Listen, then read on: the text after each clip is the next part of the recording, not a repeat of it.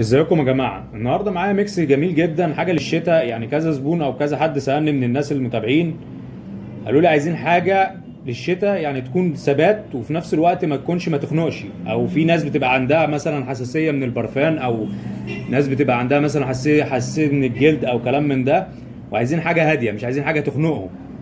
تمام. انا النهارده جايب لكم ميكس هو هادي وفواح في نفس الوقت وثباته جميل جدا. ركزوا معايا كده. هنجيب ال 50 مللي زي كده. تمام. هنحط في ال 50 مللي 8 جرام 1 مليون على 8 جرام بلاك ليكزس.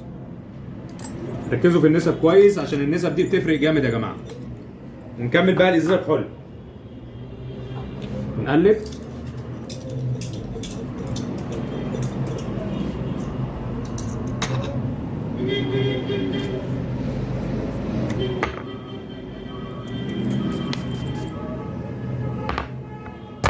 خلصنا الازازه بتاعتنا. جربوا الميكس ده، قولوا لي رايكم في الكومنتات.